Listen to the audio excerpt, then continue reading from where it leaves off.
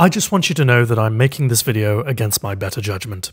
Connection-based matchmaking, or CBMM for short, has been enabled in the more casual Crucible playlists. As of this video, Control, Rumble, Iron Banner, and the Rotator playlists have CBMM enabled, whilst Elimination, Survival, and Survival Freelance have skill-based matchmaking, or SBMM, enabled. What's the difference? Well, with SBMM, the game does its best to approximate its matchmaking to favourite players in and around your skill level. There's no real surprises, and you never feel like a game is stupidly difficult or stupidly easy. With connection-based, all of that caution is thrown to the wind, and the game just tries to find the best connection for you, period. It will primarily search for players close by rather than by skill level, which means you're likely to match with someone unfathomably good, someone who has no business playing against you. And you know what? I'm here to put my neck on the line and tell you that this is a good thing. Hi, my name is Ascendant Nomad, and I'm your Crucible Doctor.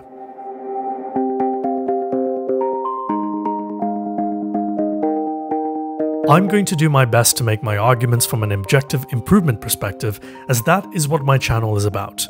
Too much of the conversation so far has been needlessly hostile and polarized, with the overwhelming majority of commenters railing against content creators and streamers for, quote, ruining the game. Some have gone a step further and made melodramatic statements like, I'm quitting PvP, this game is ruined, sweats ruin everything. I refuse to add to the dumpster fire that characterizes this sort of discourse with a similarly incendiary rebuttal. I'd like to bring calm and reason to the storm and, hopefully, in the process of doing so, entice a few of you who have pissed on the fire to reconsider your position. In all likelihood, though, I'll probably just get flamed in the comments. Like I said, I'll be approaching this as objectively as I can. If you're watching this and you have no desire to improve yourself in the Crucible, I understand. Games are meant to be fun, and you want to have fun. I'll never knock you for that. But this video won't be for you. Let's begin. Skill-based matchmaking is a tool that's primarily designed to protect players at the lower end of the skill spectrum. It's designed to cater to the majority of players who just don't give a rat's ass about being good, or play the game with any kind of seriousness. Or maybe they do care, but lack the drive and the tools to elevate their game. These players are, statistically, the lifeblood of all video games. They play to have fun, and are generally isolated from the extended communication and culture surrounding this game. For players like you and me, that's probably not our reality. Some of us want to make friends within this game. Some of us watch YouTubers. Others dedicate their afternoons to rage tweeting at the community managers. Point being, skill-based matchmaking is designed to cater to the silent majority who just want to go in and have fun. Sounds great, right? The catch is that it only works when there's enough people of a similar skill online who are also nearby to match with. The majority of players will not have a problem finding people near them. The bottom 50 to 60% have plenty of company. It's when we start creeping towards the top end of the skill spectrum that the problems become ugly in a very big way. By the law of averages, the minute you average above a 1.0 KD ratio, you are above average. 1.2 KD, you're probably in the top 25%. 1.5 KD, and you're in the top 10%. 2.0 KD players are even rarer, and when you have fewer players to choose between regionally, the game will expand its scope to include people from other regions. And the real kicker? This game is designed on a peer-to-peer networking model, which means the smoothness of your games depends entirely on the strength of your internet connection between each other. As an anecdotal aside, before the pandemic and when SBMM was active, I was someone who travelled often, and not once did I ever find a lobby that was filled entirely with people around my locale. Australians were in my North American lobbies, Koreans were in my Middle East lobbies. When you're matching with players across the world because the game is adamant about its parameters for finding a match, the game experience becomes a melting pot of laggy connections, bullets that don't connect, players that teleport all over the screen, and supers that decide to call in sick when you try to land a killing blow. For all the complaints that CBMM has brought out, very few have been of the absolute game quality. Laggy matches will happen due to peer-to-peer, that's inevitable, but as a whole, you're not fighting the game itself to play the game. In contrast, that was the stark, everyday reality for the top 30 to 40% of players. The game was simply not playable in a consistent way. When you're fighting the game to play the game, what hope do you have of becoming better at it? How do you build consistency, try new strategies, and test out new approaches to gunfights when the networking is working against you? The difficult truth is, you can't. Another difficult truth is that with CBMM, players were sheltered from the true skill spectrum of the Crucible. It's why so many players who thought they were decent ran to LFG sites on week 1 of Trials Return and got slapped handily into next week. These folks only knew the competition that the game provided them. They only knew the bubble which they were placed into. But now CBMM has popped that bubble. They've been cast out into the wild, wild west and are perhaps for the first time since before Shadowkeep truly experiencing the top echelons of skill in their casual lobbies.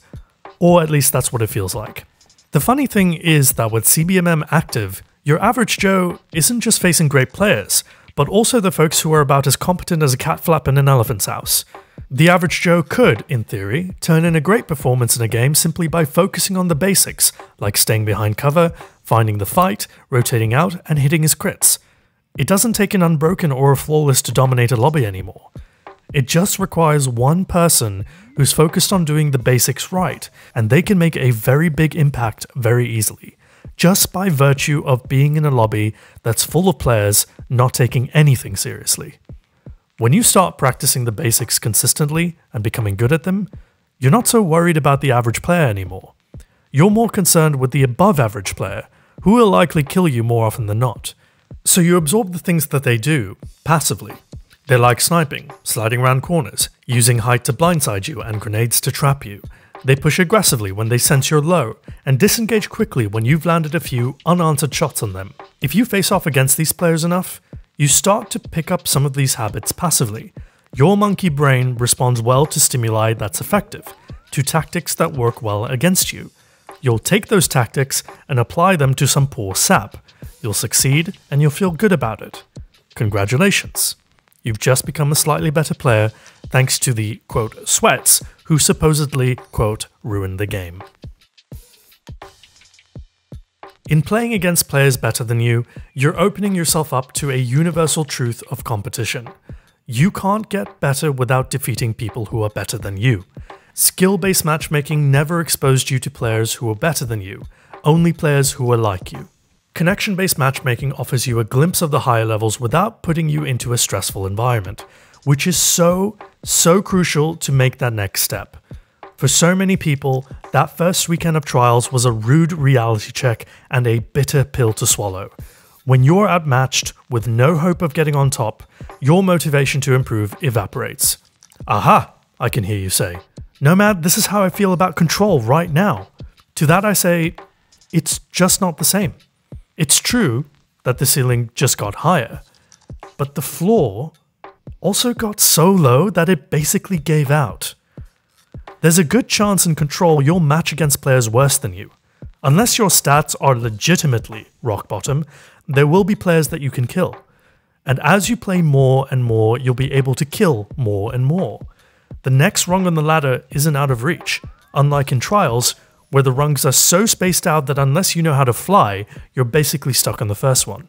Like I said, it doesn't take being unbroken to dominate any given lobby anymore. As long as you focus and play with intent, there will be people you can beat.